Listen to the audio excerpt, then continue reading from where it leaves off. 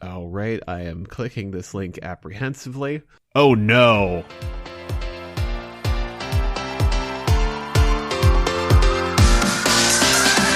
Hello and welcome to the EuroWhat, episode 209, dropping on November 7th, 2023.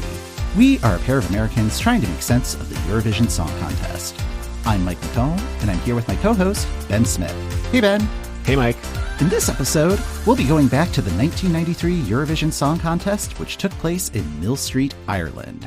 It was nice to have a deadline for this episode because I kept uncovering things that delighted me so much. And it's like, oh, I gotta throw this in. And it's just like, okay, I can stop looking at things now and try to put together the story of the 1993 Eurovision Song Contest. Yes, this one is definitely going to be a treat. Hooray, no tricks. We've used a Trello board since we launched this podcast back in 2018, mainly to keep track of episode ideas and keep all of our notes in one place. And I'm pretty sure the card that was labeled Millstreet was number 2 or 3 created when we put that board together. I knew it was an important contest to talk about, but I didn't know the full details. There were just little bits and teases here. It's like, oh yeah, that happened in 93. I think that happened in 93. But because there wasn't a clear narrative in my head, I think that's kind of what led to it being kind of kept on the back burner, since we had kind of more timely topics that would pop up as we were producing the show. But at this year's contest, there was that interstitial that mentioned the Millstreet contest and the supposed rivalry between the UK's Sonia and Ireland's Niamh Kavanagh. I don't get the sense that there's a legitimate beef between the two of them. No. They both seem lovely. But, I mean, they brought it up, and it was something that happened 30 years ago, so year that ends in 0, pew, pew, pew. Pew, pew, pew. So it seemed like this was finally the time to talk about this particular contest. What do you know about Eurovision 1993? So I have not done any research on Eurovision 93, but I know that is around the time that you have both the Soviet Union and Yugoslavia splitting into their component nations. And all of a sudden, hey, 20 more nations want to do Eurovision. Can they come over and play? And the EBU just started going, and figuring out what to do with that. That's been an interesting topic for me. So I'm hoping that is in what is to come. Yeah, actually, I think one of my headings is the EBU panics. So yeah, just like the EBU going, oh no, the show is already very long. I think that's a good intro to what we'll be talking about. As with most contests, the story really begins the night of the previous contest. So Eurovision 1992 was held in Malmö, Sweden. There were 23 countries that were competing, and it was the largest contest to date. I mean, the contest is just getting bigger and bigger every year. Ireland gets its 4th win thanks to the song Why Me, which is performed by Linda Martin and was co-written by Johnny Logan. A couple of strange factoids that came out of that. Linda was 40 the night that she won, and she is still the oldest woman to have won Eurovision, which seems kind of crazy to me. Yeah, like like how? I checked. It's like, I'm pretty sure Loreen is around my age. She turned 40 a couple weeks ago. So Sweden hasn't taken all of Ireland's records just yet. Yeah. But also don't tell them because they will try to do that. Yeah. Our eyes are on you, Eva and Ewa. So, do it. So on the night of the 92 contest, an Irish businessman named Noel C. Dugan was taking notes while watching the show. Relatable. And upon Ireland being declared the winner, Dugan wrote a letter to Ireland's broadcaster, RTE, and some folks in the Irish government, congratulating them on the win and suggesting that they consider his hometown of Millstreet rather than Dublin as the host city for Eurovision 1993. Dugan was very persistent in reaching out to RTE. There was that letter the first night, several more letters that followed, a phone campaign. Like, he really wanted this in his hometown. Just, can we make this as like early 90s as possible? He also faxed them. He sent a message to everybody's pager. I mean, probably. Probably. I think what may have finally caught the ear of RTE was that Dugan had a venue and he was offering it for free. Yeah, that's just like event planning 101. Will they provide the venue for free? Let's talk about the proposed city and venue. Millstreet is located in County Cork, southwest of Dublin. The town's population in 1993 was around 1,500 people. It is a small town. Yes. My high school had about 2,000 students, and that was on just one city block. This is definitely a different size than we are used to for Eurovision host cities. Yes. Noel C. Dugan's family has a couple of businesses in the town, the main one being the Green Glens Arena. According to the venue's website, which can be found at millstreet.horse, did not know that .horse was an available domain extension, so packing that away for future use. But yes, Green Glens Arena is an equestrian center that hosts events of all shapes and sizes. Along with horse show competitions, the venue has hosted Disney on Ice, various Olympics trials, major headliner concerts, and my favorite item that was on the list, the European Juggling Convention.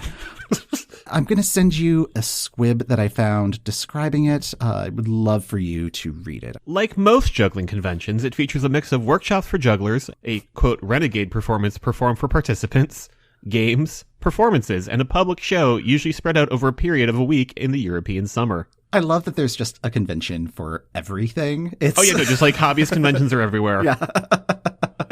Green Glens is one of the largest equestrian centers in Europe, and it had an audience capacity at the time of about 3,500. Too small for today's Eurovision standards, but certainly workable for what was needed in 1993. And really, the whole story about this venue being selected and Millstreet really kind of coming together to host this worldwide event in just their little small town. It was just, I don't know, it reminded me a lot of the kind of cozy British movies of the mid-90s. Oh yeah, the one that immediately comes to mind, of course, is not British, but just the big green of small town. We're rallying behind the soccer team. Exactly, yes. It's so joyful. Every store in the town center adopted a country during Eurovision week. So they were kind of mini ambassadors for everybody. Everything about it was just so charming. Where is my heartwarming documentary looking back 30 years later? Exactly. That's what I was thinking. I think we've mentioned on the show before, the idea of the Netflix Eurovision movie being kind of more of a series. The first movie was the one that they've produced, and then the next one could be about the small town that's going to throw Eurovision, and then another movie that's just a different perspective on the whole thing. It's there's just something so heartwarming about this. A little bit like Waiting for Guffman, but not mean-spirited, I think. Yeah, just that level, but also just in density of character actors that I'm just delightfully enjoying. But yeah, just heartwarming, not as mean as Waiting for Guffman kind of gets. So the venue and the location is settled. All of those were kind of easy logistics for this particular contest. As you mentioned, the previous few years in Europe, there have been several monumental changes that were literally redrawing the map of the continent.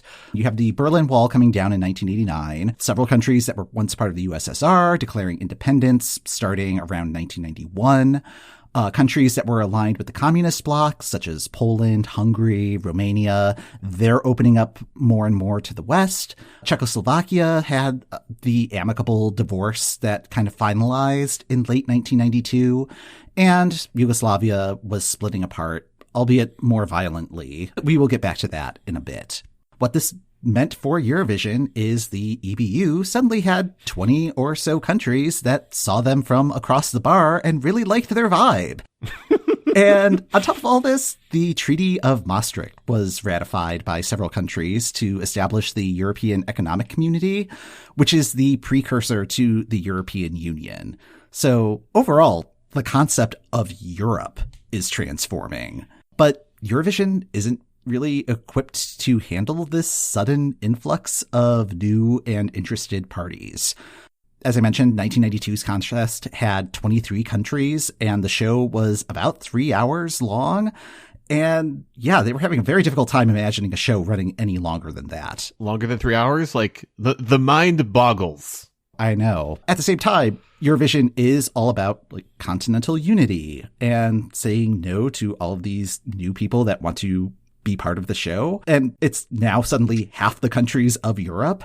That's not really an option either. So the plan the EBU comes up with is the 1993 contest will be capped at 25 countries. The countries that competed in 1992 would be allowed to compete in 1993. Of those 23 countries, Yugoslavia obviously was not going to be taking one of those spots, but the other 22 countries did sign up for 93. So there were 3 slots still up for grabs. To determine which countries were going to take those slots, there was going to be a separate pre-selection contest. Only countries that have never competed in Eurovision as an independent country could enter this contest. So if Morocco wanted to come back for some reason, this would not be an entry point for them. Countries that competed in this pre-selection but didn't advance, they would have a space reserved in the 1994 lineup. To accommodate those 1994 slots, a relegation system was introduced, where the countries at the bottom of the scoreboard would sit out to allow for more new countries to compete. So at least 4 countries were going to be at risk at the 1993 contest. Of the potential 20-ish countries that could have participated, 14 expressed interest, but ultimately only 7 submitted entries to I'm going to try to pronounce this, Kwalifikacja za Millstreet, which was held in, and I'm going to try to pronounce this, Ljubljana, Slovenia, the capital city of Slovenia. There's a cheat. Croatia, Slovenia, and Bosnia-Herzegovina were the 3 countries that advanced from this pre-qualification. Slovakia missed the cut by 1 point. Aww. They were followed by Estonia, Hungary, and Romania in the standings. So the 4 of them would get a bye into the 1994 contest. And it may surprise you to hear that Romania's broadcaster had a bit of a temper tantrum following the non-qualification. One thing I did find delightful in the overall standings for this contest, each country received 12 points from one of the fellow competitors. Granted, everybody was giving points to everybody because there were only 7 competing, but the fact that everybody got a 12... unity! Have you watched the 1993 contest before, or any of the performances from 93? I have definitely watched Arvin Garna's 1993 performance. They are highlighted in my notes. That was one of the reasons that I didn't have you watch this whole thing. It's like, I don't want Eloise to be stuck in your head for 3 weeks like it like it was earlier this year. Earlier this year, it's still stuck in my head on some level. Mm-hmm. Yeah, same here. It just bubbled up to the surface. I did watch this contest for the first time in preparation for this episode, and I'm not going to go through each entry, but I do want to pick out some of the highlights, and might as well start at the beginning. If you wouldn't mind, I'm going to copy the link to the video for it. I'm going to paste it in the chat. And if you could just kind of narrate what's happening. We'll both watch this. It's only going to be about a minute. But okay. If you could just kind of narrate what you're seeing on the screen. Okay, we've got like some abstract ribbons happening. This can be like this is the Eurovision logo. Okay. Ooh, a loon. Okay, so this is, I feel like this is like Irish folklore. Oh, I mean, yeah, like Magic Horse, some sort of like it's very much like the Pure Moods commercial. Mm-hmm. Okay, yeah, we've got like a ethereal dancer in white sort of prancing through the forest. Just kind of like an Enya adjacent instrumental is happening throughout all of this. Okay, and she's transmogrified into a butterfly, and we're back at the glowing horse. Again, just like at any minute, just like I'm going to be told that for $27.99 I can get 2 cassette tapes of this and other favorites. Okay, and the horse has gone through the water, and there's now like another cloud. Oh, it's gone. The waters and the coast of presumably Ireland. Yeah. So we could stop it there, but good. I'm glad you picked up on the pure moodsiness of it, because that was my immediate reference point. At any second, Celtic Woman is going to come out and just start singing all of their beautiful songs. That was the kind of unexpected start. It's like, ooh, what did I sign up for? And can I do that again? So after some establishing shots of Ireland and Millstreet, show begins. They acknowledge that it is the biggest Eurovision ever, that there are 21 pages in the rule book, and throws out our favorite statistic that 300 million people are watching this program. Again, no citation provided. Yeah, we can just make up whatever numbers. It's 1993. How is anybody going to tell?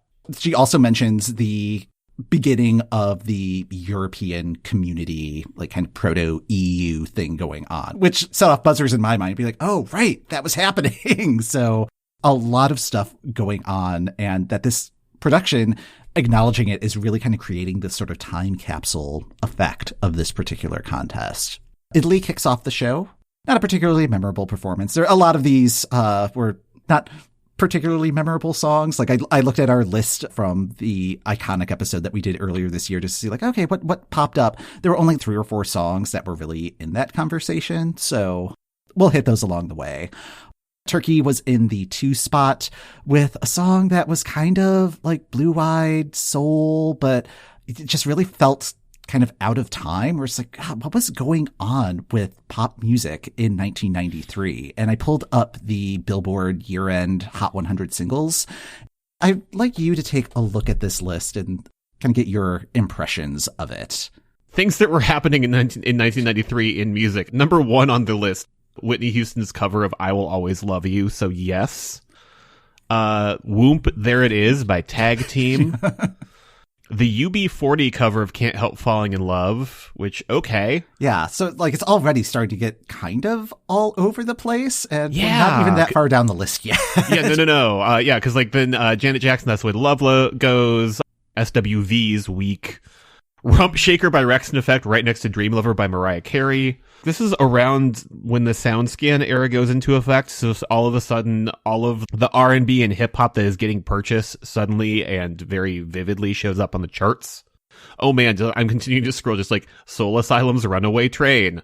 Rhythm is a Dancer by Snap at number 25, heck yeah. Yeah, like you've got Def Leppard and Taylor Dane and Duran Duran and Ice Cube and Kenny G. Like it's just like it's all over the place. There's like Oh yeah, Prince of the New Power Generation 7. Yeah, the all over the mapness of this lineup at Eurovision is maybe more on the pulse than I would have expected. You're early enough in the decade that like the distinct identity that we associate with it has not yet fully formed. So it's just like, let's just try some stuff. Let's just figure out what that is. Germany, Switzerland, they go. Denmark, I don't really have much to say about their song, but this is a good time to talk about what the postcard motif was for this contest. It was basically the act would go and do some sort of touristy thing and then follow that up with some food and drink. With Denmark's postcard, they do a tour of the Jameson distillery.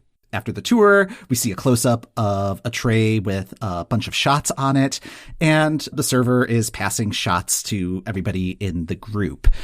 The first person in the group, who's one of the backing singers, she has this look of anguish on her face of, oh no, I can't do another shot. I think Denmark had a little too much fun in Ireland, is maybe the point of that story. So Greece's entry was one of the ones that was kind of in the iconic discussion. It's the song Elada Hora Tu Photos by Katerina Garbi.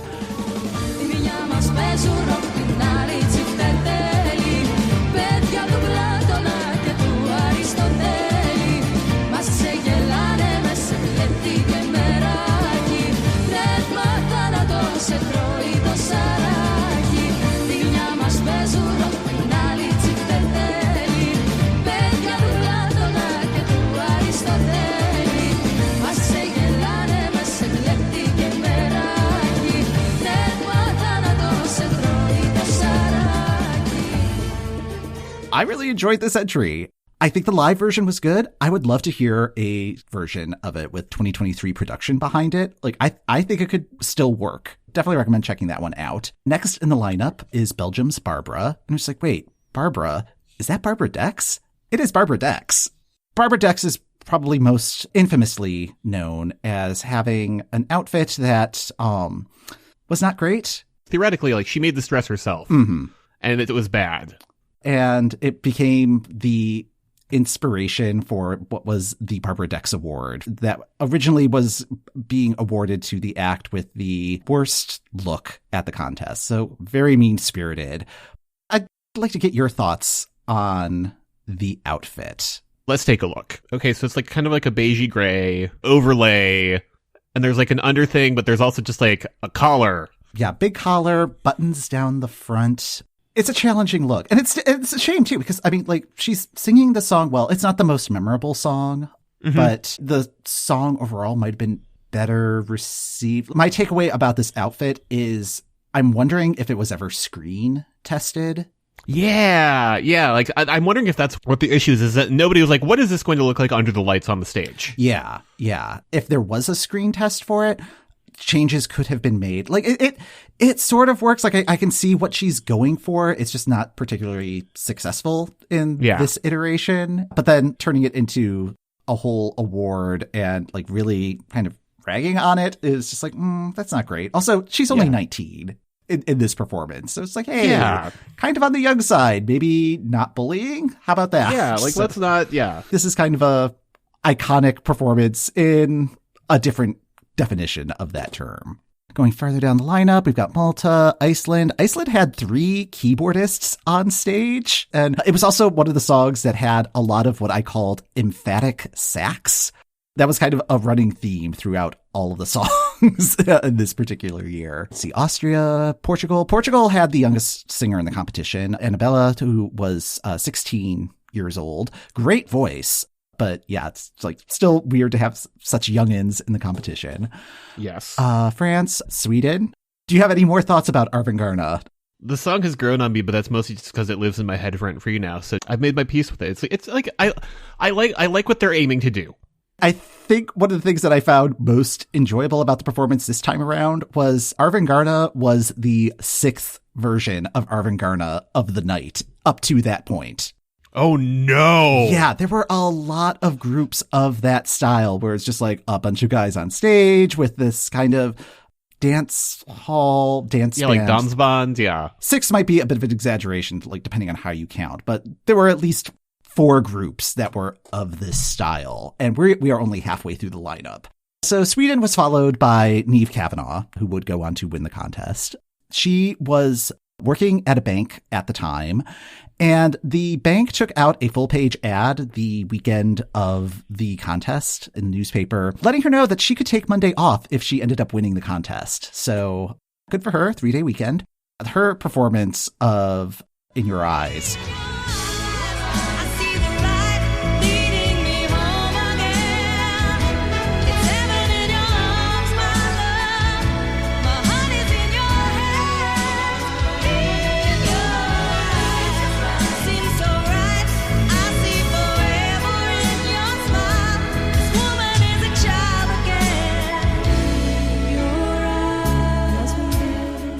I really think it hit the balance of everything at the contest. Like, her vocal was amazing. Her backing singers were used in a way where, like, they weren't upstaging her. They were still part of the performance. She was balanced with the orchestra really nicely. Like, everything really came together. And she looked so effortless in performing this song, even though it is not an easy song to sing. In Your Eyes has a perfect record in the ESC 250, and I can totally understand why. Like, this is a very worthy winner, particularly in this field. And I think the song still holds up. Luxembourg. I mentioned this on Blue Sky while I was watching this, where this was a performance that kind of broke me in terms of just going, oh God, the hair. Like, it's a cumulative effect. I don't want it to make it seem like Luxembourg's hair story was particularly egregious. It was just like kind of the breaking point of crunchiness and like that sort of late 80s hair metal thing. Yeah, it was just I know exactly what you're talking about. Yeah, just the cumulative effect of just like so many people. Yeah. It was during their postcard. It's like, oh, I can't. No. Following Luxembourg was Slovenia, one of the ones that advanced out of the pre-selection.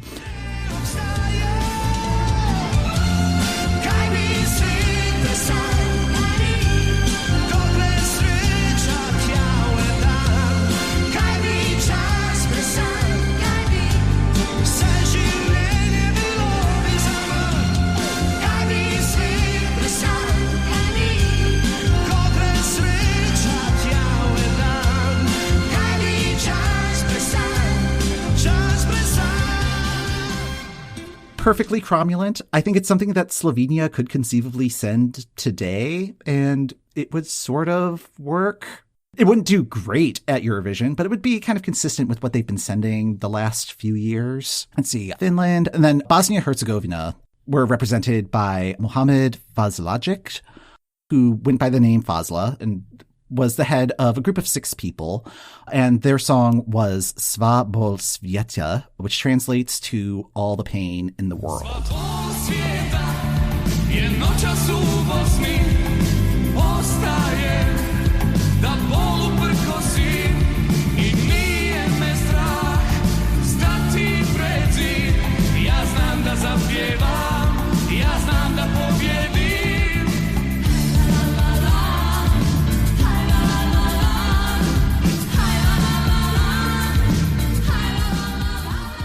So this was right in the middle of the war that was happening as part of the breaking up of Yugoslavia. Slovenia and Croatia had declared independence, and they were in the northwest corner of Yugoslavia.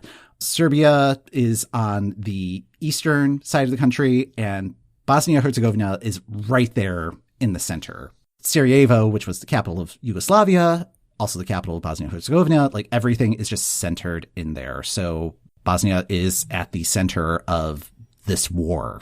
The performance really highlighted this. The staging featured a lot of what was reading as mirthless dancing. Mm-hmm. Fazla was singing with a 1,000-yard stare. So like really driving home the point of like what this song is about, even though it's not in English. And I think it really translated quite clearly like what the story of the song is. Even their journey to Eurovision was pretty fraught. There was a really good BBC article that I'll have linked in the show notes highlighting the experience, and it was an interview with Fazla about it. And there was one quote that I wanted to pull out that I will send your way. After their surprise victory, Muhammad and his band left Sarajevo to get to Eurovision. They weren't scared of running across open fields to get out, snipers trying to pick them out in the darkness. Quote, "The Serbs were shooting all night long, but it was nothing different to any other time, really," he says. "We were being shot at in the town, too. Not everyone made it. The group's conductor was meant to come a few weeks later, but by then fighting was so intense there was no way out of Bosnia." It was intense, and describing how this new Europe was taking shape in several different ways. And when it came time for the actual voting, this was still when juries would be calling in from their respective countries. And Bosnia-Herzegovina, they needed satellite technology because phone lines were not functional during the contest. It was very real. The contest was acknowledging it, like not calling it out specifically, but the audience knew what was going on and were very supportive throughout the show. Following Bosnia was the UK with Sonia's Better the Devil You Know.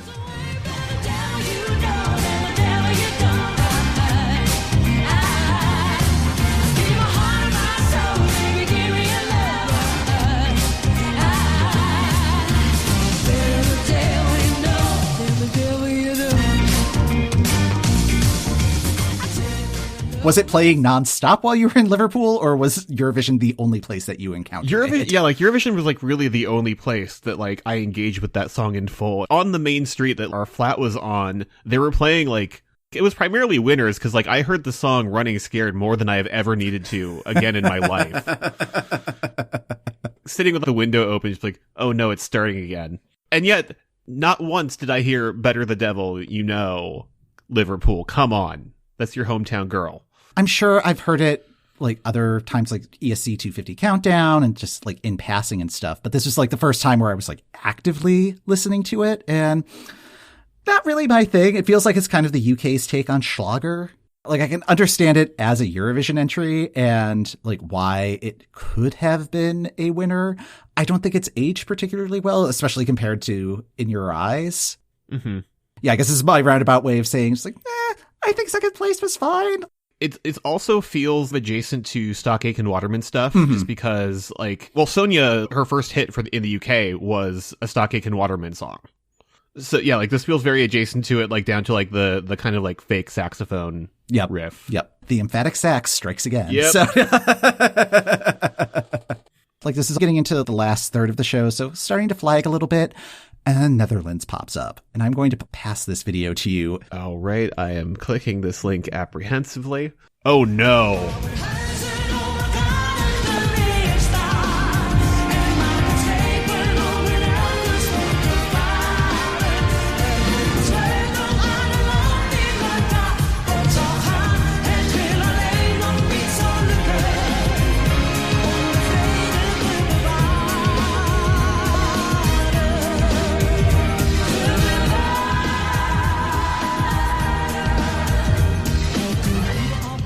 Okay, like, I don't dislike this. This feels like very of that moment. Mm-hmm.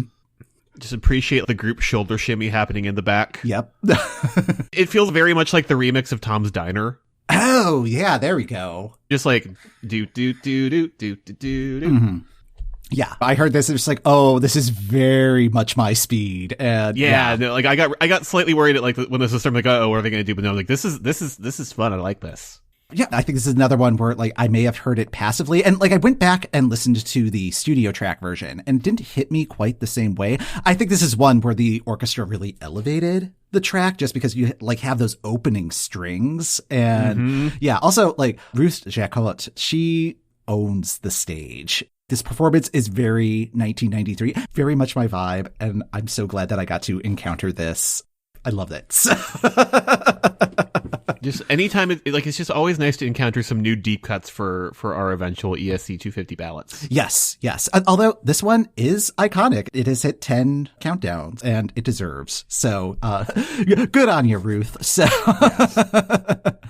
let's see. Following the Netherlands was Croatia, the last of the pre-qualifiers. Their song was very show choir-y. Yeah. It had some English lyrics, which kind of surprised me. I thought the rules were very strict about language at this point, but I don't know. Maybe they made an exception just given the circumstances, but it was fine. The rest of the field, not much else to really highlight here. A lot of earmarks of the early 90s. Spain, their backing dancers kind of doing the shoulder shimmy thing and then like doing some dance moves where like my immediate reaction was like, oh no, they're doing the Bartman. Should I even mention that on the show? And like, just cause like, I know The Simpsons were a worldwide phenomenon at that time. It's like, well, it's the Bartman. Like, is that like much more of a US thing? I ended up down a rabbit hole with that just this morning. Yes. Do the Bartman was not released as a single in the US, so there was no chart standings there, but it was released as a single in other countries around 1991. It was one of the most popular songs to hit the Irish charts. Yes. Like, it is specifically called out in its Wikipedia entry for how successful it was in Ireland. It spent 9 weeks at number 1. There were only 2 other songs that had longer chart runs at that point. It was like, wow. Later that year, Everything I Do It For You spent 11 weeks on the chart, so knocked Do the Bartman down a peg. And then when Wayne's World came out and Bohemian Rhapsody was back on the charts, that also got a few more weeks and knocked Do the Bartman down another peg. Do the Bartman is still in the top 20 of all time of longest runs on the Irish charts. It's like, wow, that was not at all expected. No. Yes. Europe was doing the Bartman. Eurovision's take on New Jack Swing, I'm just very tickled by. Lineup finishes. There are a couple of interval performances. Linda Martin comes out, does her song, and then she throws it to Johnny Logan. Johnny Logan's song, he's starting to get a little funky, and this is about the time that's like, I think I'm good. I'm not going to watch the jury portion of this. So in terms of how the scores played out, it came down to Malta, who was the last country to give out their points. Ireland needed just 1 point to win, but the UK could win if they got 12 points. Ireland, they get Malta's 12. So Ireland wins again. They pull the double. And so far, they are the only country to host 2 times in a row after pulling the double. They unexpectedly win again in 1994. So they are the only country to pull the triple and also the only country to host 3 times in a row. In 1995, they drew the 2 spot. This is when running order was still by random draw, and they were probably thankful for drawing the 2 spot. They finish in a respectable 14th place. So they do not have to host Eurovision again until the following year because they win again in 1996. So, yeah, Ireland on a tear there in just in like the 90s. peak Ireland. 1993 strikes me as an important contest, not just because of like the Eurovision context of it, but like how it's a time capsule for what is happening in Europe at that point, and kind of recognizing all of the change that's happening on the continent and the new political boundaries, the geography of the place, and just like really what the concept of Europe is at that point of transition. Not every Eurovision has that sort of importance. Like there are contests that people enjoy, but like I think 2021, that's an important contest because we're seeing how it responds to a pandemic and how you're able to navigate live performances where it might not necessarily be safe. This year might be a important contest. I feel like there still needs to be a little bit of separation before we could make that determination. Yeah, you need the distance that comes with time. Yeah. I haven't fully fleshed out this theory, as like you've probably noticed, but it's something that I am thinking about, where it's just like you take a contest like 2017 where like I don't know if that's necessarily an important contest or like a capital I important one, the way that 1993 seems to be capital I important. On its surface, just like, oh yeah, it took place in like this really tiny town in Ireland and is this whole thing. But just like underneath the surface, there are so many changes happening in Europe that are also getting reflected in the contest itself. And it's structuring the future of the contest. Like the relegation eventually led its way to the semifinal system that we have. Even though Millstreet seemed like an awesome host, I think that really did kind of set the need for guidelines for a host city. They met the challenge of being able to host in Millstreet. I don't think Millstreet would be able to host today. No. Green Glens has grown as a venue since the contest, but it's not big enough to be the arena show that Eurovision is now. And I mean, it wasn't conveniently located. If you check millstreet.horse today, they have a listing of available accommodations for people visiting. Like the closest hotels are like 10 miles away. That just would not be feasible in today's contest. Looking at where some of these major players are now, Noel C. Dugan, he's still with us. He celebrated his 90th birthday last year. In his continuing awesomeness, he was offering the venue as shelter for Ukrainian refugees last year. And yeah, everything that I found about him was just like, oh, he's just trying to be a nice guy and a good guy, just like really celebrating his hometown. It's like, oh, like, yeah, so charming. Italy, 1993 was the last continuous contest that they went to. They popped back in for 1997, but they took an extended break. They came back in 2011. They've done okay since then. Yeah, they've been fine. Luxembourg, they are returning next year. They were one of the countries that was relegated in 1993, so did not come back in 94. Or 95 or 96. With the relegation, the bottom four were knocked out. So that was Belgium, Israel, Slovenia, and Denmark. So sorry, Slovenia, welcome to the contest. You can't compete next year. They were instantly relegated to make room for the four that didn't advance in the pre-qualifier. Luxembourg and Turkey were also relegated. That was to make room for Lithuania, Poland, and Russia. With Italy not coming back, that's where the seventh slot was made available. The relegation system would continue to get tweaked. Like it started involving average placements and points and stuff. It was not a perfect system. We will probably visit it at some point, but the relegation system at least allowed for more new participants to come into the contest. Barbara Dex, she did not let the fashion faux pas slow her down. She's continued singing. She's released several albums since the contest. One of them titled Dex, Drugs, and Rock and Roll. Yes. And she's even tried to represent Belgium a couple more times since that contest. She is currently on tour. So yeah, she's still doing her thing. Niamh and Sonia, they met up at Eurovision in Liverpool this year. And they both pop up from time to time as ambassadors for the contest. Niamh represented Ireland again in 2010. Fazla, Bosnia and Herzegovina's representative, he's doing fine. He worked in the States for quite a bit, coaching men's soccer at the college level. It's been a while since Bosnia has been part of the contest. I believe their last participation was in 2016. it would be nice to see them again. Like they had a strong presence at the contest. Their brand was very good. As I would see them again during Eurovision again a couple years ago, I was just like, I miss them. Well, that's going to do it for this episode of the EuroWhat. Thanks for listening. The EuroWhat podcast is hosted by Mike McComb, that's me, and Ben Smith. That's me. If you'd like to help support the show and access a ton of bonus content, head over to patreon.com/EuroWhat. Free access to our full archive of more than 200 episodes going all the way back to the 2018 contest can be found on our website, EuroWhat.com. Next time on the EuroWhat, we jump from Ireland's imperial period to whatever this current era is with our special guest, Alex McMillan.